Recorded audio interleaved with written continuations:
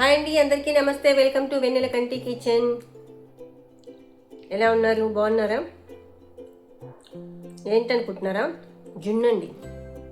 జున్ను చాలామందికి ఇష్టం కదా, కానీ జున్ను మనకి ఎప్పుడు కావాలంటే అప్పుడు దొరకదు. కానీ నేను తయారు చేసిన జున్ను ఎప్పుడు కావాలంటే అప్పుడు తీసుకోవచ్చు, తినొచ్చు. మరి అది ఎలా తయారు చేశాను ఏంటి అనేది ఈరోజు మన వీడియో చూసేద్దామా?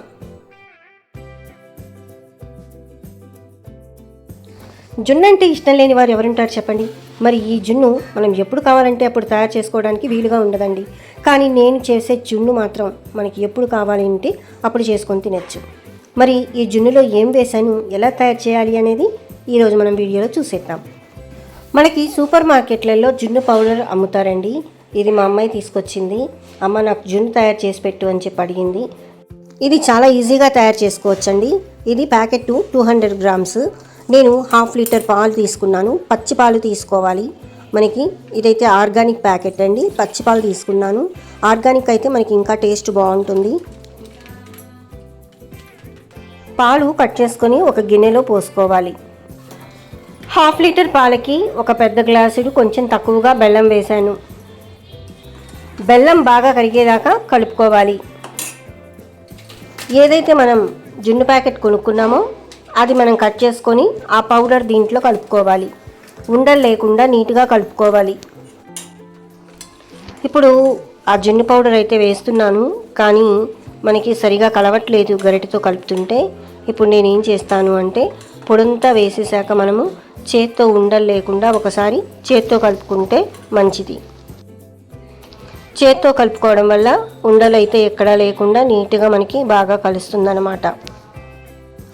చూసారా అండి, ఉండలు లేకుండా చేత్తో కలిపితే చాలా నీట్గా వచ్చింది.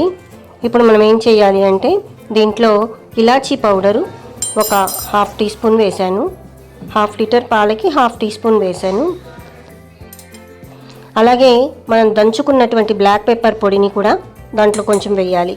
ఎప్పుడైనా సరే మనము జున్ను తయారు చేసేటప్పుడు ఈ బ్లాక్ పెప్పర్ పొడి కంపల్సరీ వేస్తారు. ఎందుకంటే ఒక్కొక్కసారి వాతం చేస్తుందంటారు. రియల్ అంటే ఒరిజినల్ జున్ను అయితే పాలు వాతం చేస్తుందంటారు. అందుకని దాంట్లో పెప్పర్ వేస్తారు. ఇప్పుడు మనం కూడా పెప్పర్ వేసుకోవడం వల్ల టేస్ట్ కూడా చాలా చాలా బాగుంటుంది. చూసారా అండి ఎంత కలర్ఫుల్గా ఉందో. ఇప్పుడు మనం ఏం చేయాలి అంటే బాగా కలుపుకొని ఒక కుక్కర్ తీసుకొని కుక్కర్లో కొంచెం అడుగున వాటర్ పోసుకోవాలన్నమాట. మనం కుక్కర్లో అన్నం అయితే ఎలా పెట్టుకుంటామో అలాగా రైస్కి పెట్టుకునేటట్టు వాటర్ పోసుకొని ఈ పాలది గిన్నె ఏదైతే ఉందో దాంట్లో పెట్టి కుక్కర్ మూత పెట్టేసేయాలి. స్టవ్ వెలిగించుకొని విజిల్ పెట్టకుండా ఒక 20 మినిట్స్ మీడియం ఫ్లేమ్ మీద అలాగా ఉంచేసేయాలి. 20 మినిట్స్ తర్వాత మూత తీసి చూస్తే జున్ను రెడీ అయిపోయింది. చాలా సింపుల్ అండి, చాలా టేస్టీగా ఉంటుంది. పిల్లలైతే చాలా ఇష్టంగా తింటారు.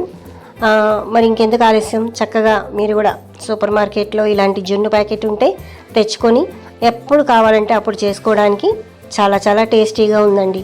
నేనైతే టేస్ట్ చూశాను, చాలా చాలా బాగుంది. మరెందుకు ఆలస్యం, ఈ వీడియో మీకు నచ్చినట్లయితే please subscribe, like and share. మీ అమూల్యమైనటువంటి సలహాలు సూచనలు కామెంట్ బాక్స్లో తెలియచేయండి. మరొక వీడియోలో మళ్ళీ కలుస్తా. Thank you.